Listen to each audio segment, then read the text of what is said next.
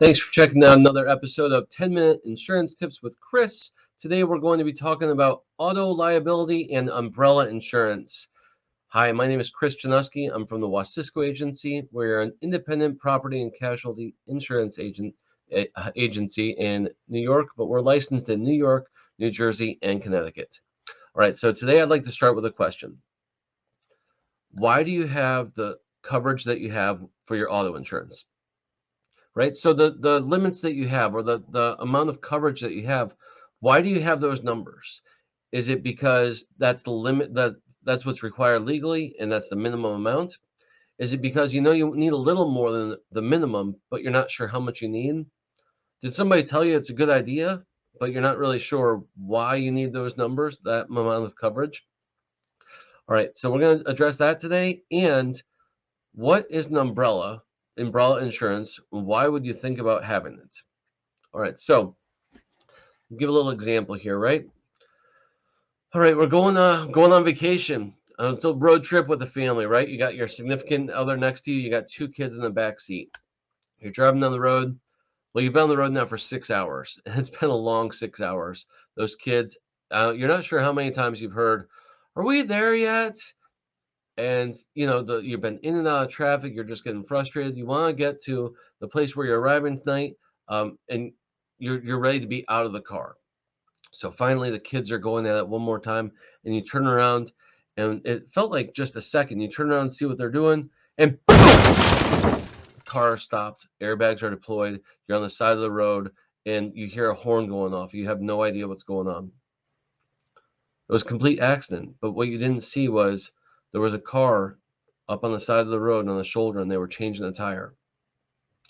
But they really didn't get off to the side of the road completely. And the car in front of you had to slam on the brakes so that they didn't hit the person on the side of the road.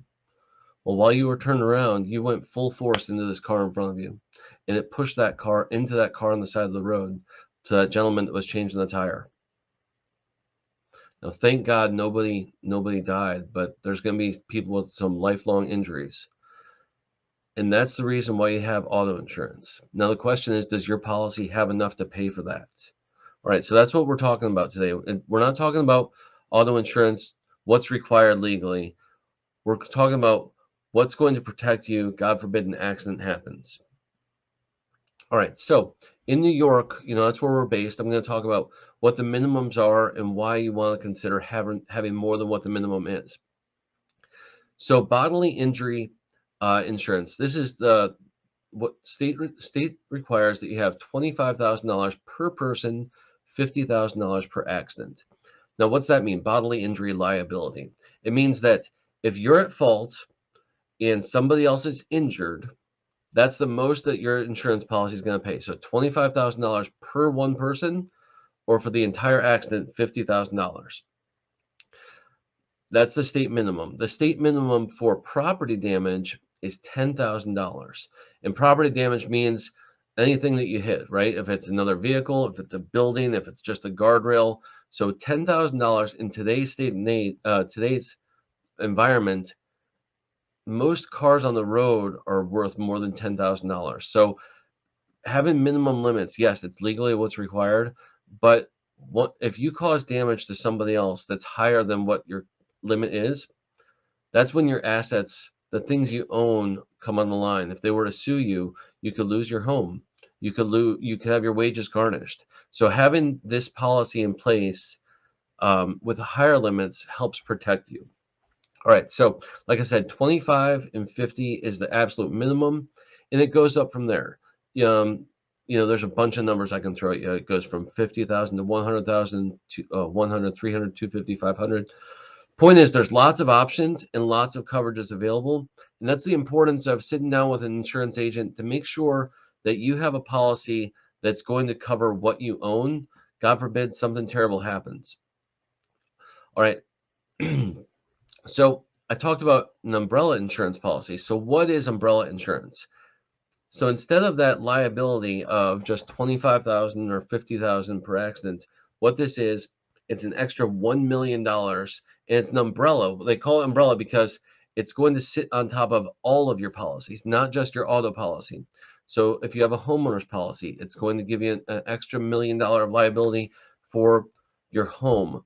For if you have an RV, off-road vehicles, ATVs, motorcycles, boats. If you own a second property that's a rental property, this $1 million could be extra liability on top of that. So what that is, it's just a cushion. So whatever the base policy offers, it's $1 million on top of that. And you can even go more than 1 million. They come in increments of $1 million. So what it does is it lets you sleep a little better at night. So back to the original example of that auto accident, right? Like I said, nobody passed away, but there was definitely lifelong injuries, and there's going to be a lawsuit.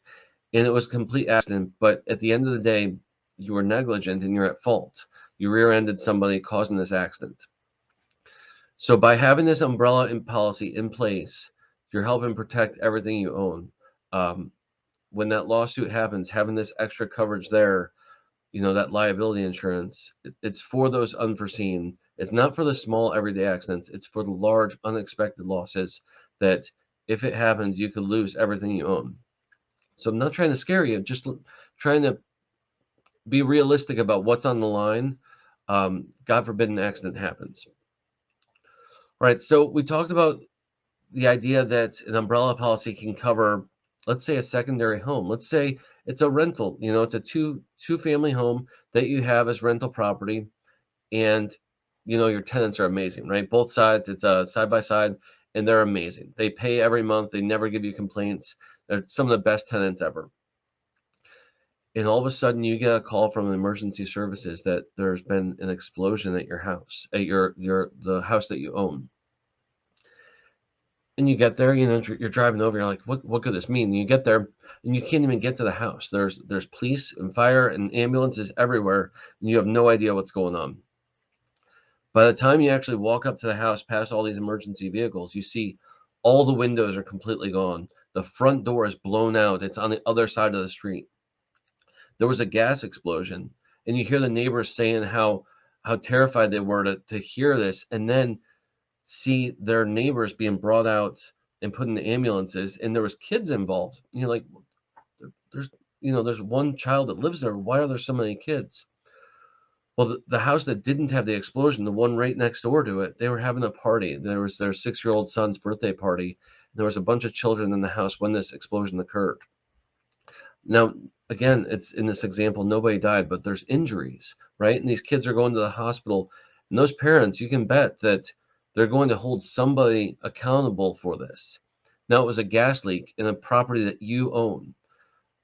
You might not be 100% at fault. You might not be completely liable, but you might be. If it comes up that it was negligence on your part as a landlord, and that caused this explosion, which injured all of these people, if you just have a base policy for this rental property, I guarantee that this loss is going to exceed whatever your limits are. And that's why it's important to have that umbrella policy there, because sometimes accidents happen, and this is what would help you in that type of situation.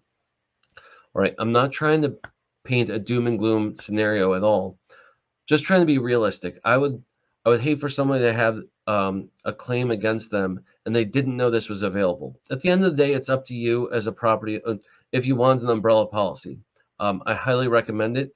For the amount of money it costs to get the coverage compared to what it can do for you in a large claim, it's risk analysis, and you look at it and does it make sense financially? In my opinion, it does every single time. And I just laid out an example of why. But at the end of the day, it's a decision you get to make. So if you want to discuss further about what your options are in regards to an umbrella policy and what it can do for you, please reach out to me. You can give me a call or email, and I'd love to do a review of your policy. All right, so next time, please tune in. We're going to be discussing what it means to hire a contractor, everything that you should know that the contractor has. And on top of that, if you are a contractor, what type of insurance can you have or should you have, or what are your different options? What coverages are available? All right, thanks again for checking out 10-Minute Insurance Tips with Chris.